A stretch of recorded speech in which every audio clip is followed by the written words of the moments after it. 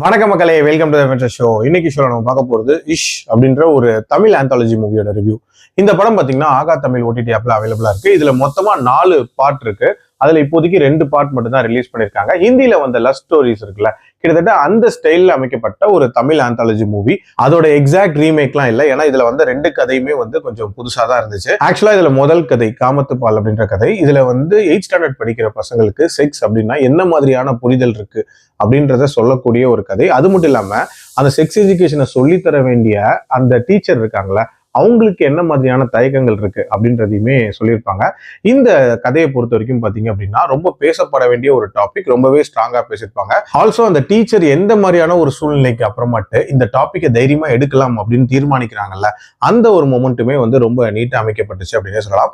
But இந்த ஒரு பார்ட்ல எனக்கு பிரச்சனையா பட்ட விஷயம் அப்படின்றது கண்டிப்பா ஹியூமர் தான். ஒரு மாதிரி ஸ்டார்டிங்ல வரக்கூடிய அந்த ஹியூமர் போர்ஷன்ஸ் அப்படின்றதெல்லாம் கொஞ்சம் ஃபோர்ஸ்ஃபுல்லா அமைச்ச மாதிரியான ஒரு ஃபீல் இருந்துச்சு. இன்னுமே கொஞ்சம் ரசிக்கிற மாதிரி அந்த எபிசோட அமைச்சிருந்திருக்கலாம். அடுத்த பார்ட் அப்படின்றது வந்து 2 எக்ஸ் லவர்ஸ் வந்து ரொம்ப நாளைக்கு அப்புறமாட்டு மீட் பண்ணிக்கிறாங்க. 2 பேருக்குமே கல்யாணம் ஆயிருக்கும். பட் அவங்களோட அந்த செக்ஸ் லைஃப் அப்படின்றது ப்ராப்பரா இல்லை அப்படின்ற மாதிரியான ஒரு டிஸ்கஷனுக்கு உள்ளாகுறாங்க.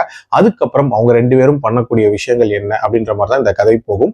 இந்த ஒரு கதையில எனக்கு பிடிச்ச விஷயம் அப்படின்றது அந்த டுவர்ட்ஸ் தி எண்ட் வரக்கூடிய ஒரு ட்விஸ்ட்.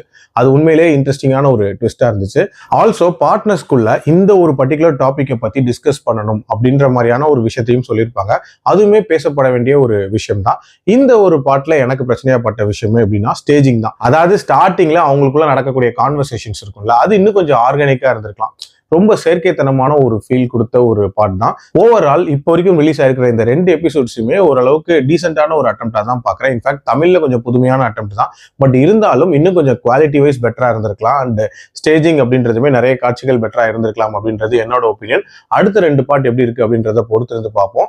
இப்போதைக்கு என்னோட ரேட்டிங் இதுக்கு பாத்தீங்கன்னா 2.8 அவுட் ஆஃப் 5. அடல்ட் கண்டென்ட்டை பொறுத்த வரைக்கும் ஃபர்ஸ்ட் பார்ட் எல்லாரும் பாக்குற மாதிரியான ஒரு கதை தான். பட் செகண்ட் பார்ட் அப்படின்றது ஸ்ட்ரிக்ட்லி ஃபார் அடல்ட்ஸ். ஸோ அதுக்கு ஏற்ற மாதிரி பிளான் பண்ணிக்கோங்க. மீண்டும் அடுத்த விமர்சனத்தில் சந்திக்கிறேன். நன்றி, வணக்கம்.